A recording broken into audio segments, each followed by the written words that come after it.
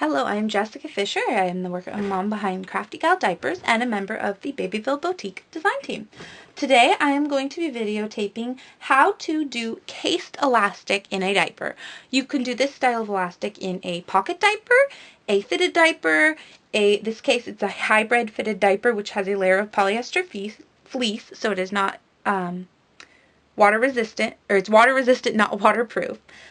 Okay, so this is a hybrid fitted. It has I've already sewn it together. It has an inside layer of knit, or an outside layer of knit fabric, an inside layer of cotton floor, and a hidden layer of polyester fleece. I've already sewn my tag on. I've marked the butt snaps because this will have a snap and soaker, and my snaps will be hidden. So I've already placed my front snap row through my hidden layer and my outer layer of knit. As you can see, I've already sewn my diaper pieces together, white seaming. And I have already marked my snap placement. I like to just do a little line in my seam allowance. Next, you will want to trim the fabric in between. In this case, I have used pinking shears. I typically just do a straight cut. Now, you will have your elastic pre-cut. This is my back elastic. And we're going to tack down our elastic. One way to do this, line it up. I cut my elastic to have about a 1/4 inch overhang. Place your foot down. Do a tight stitch. On my machine, I'm going to do a 3 and just a straight stitch. Hold your threads before you start sewing. And then do a straight stitch. And you want to go forward and backwards 3 or 4 times.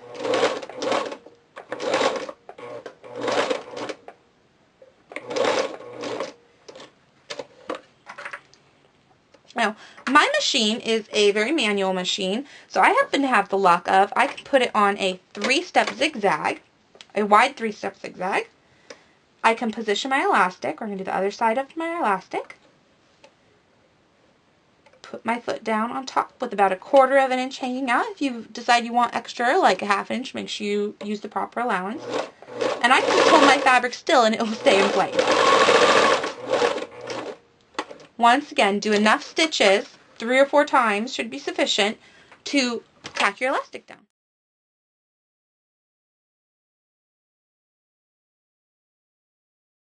The next step in doing cased elastic is to get some, I like to use very long pins by Prim Dritz, and turn your diaper right side out.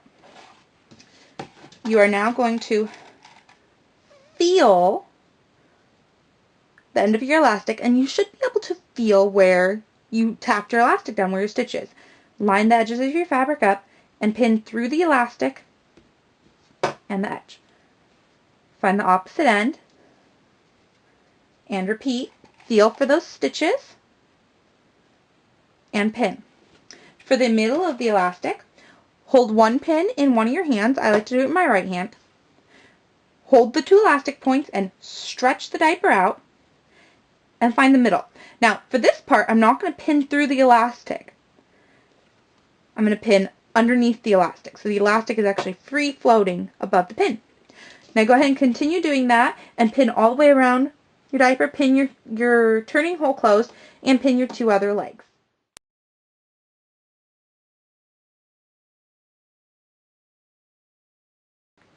Now that our diaper has been pinned and our elastic is free floating inside of our now turned diaper, I'm going to show you how to case your elastic.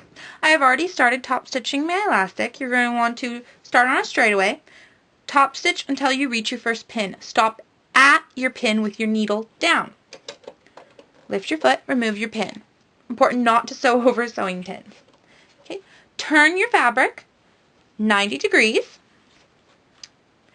and flatten it out. Now, the entire time that you are doing cased elastic, you want to be very aware of where your elastic is and constantly be feeling for its location. It's very easy to feel through these fabrics. So I want to have everything nice and flat, 90 degrees. Lower your pressure foot. Now, how far you sew in depends on the elastic type you're using. I'm using 1/4 inch elastic, so I tend to be able to do my casings a little bit skinnier. That being said, 1/4 inch elastic, I still do 1/2 inch plus for my casings. Okay, so begin sewing in. your desired amount. Stop with your needle down. Lift your pressure foot again. Turn your fabric 90 degrees. Pressure foot down. Okay. Now at this point, you'll see how far away you are from the edge, and you'll want to continue that amount. Stretch out your elastic. The reason I put the pin in the middle of the elastic point is so that I can hold it back with my hand. So we're going to stretch out the first half of our elastic. Feel and make sure your elastic is actually pushed up against your seam allowance that you trimmed off, the seam allowance that's left. Now it's just a straight stitch, making sure to follow the edge of your fabric properly. I have my edge of my fabric a little over 1/8 of an inch past my pressure foot.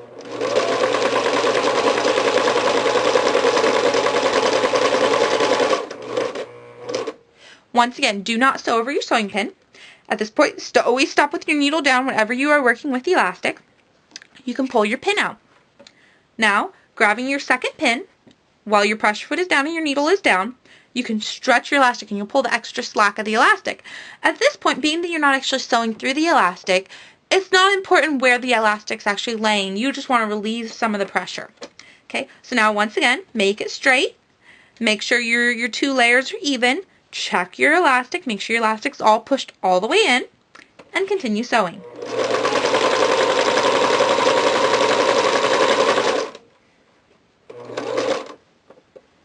If you get any fabric bunches, like I am right now, just lift your pressure foot up with your needle down, release the pressure a little bit by wiggling your fabric around. These are knit fabrics that I'm sewing with, so they tend to bunch up easily. And continue sewing, relieving the pressure as needed. Knit fabric tends to bunch up more and more as you approach a pin. So when you reach the pin, and with your needle down, lift your pressure foot up, remove your pin, pivot 90 degrees, pointing to the outside.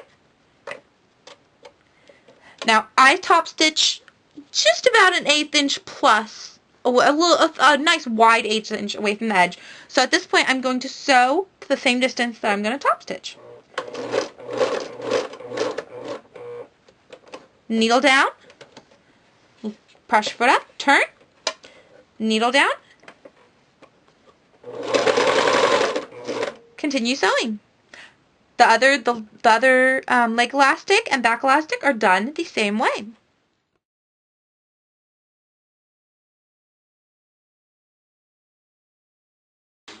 And here is what a completed cased elastic diaper will look like. This diaper still needs its closure snaps and still needs its insert, but this is kind of demonstrates what it will look like closed.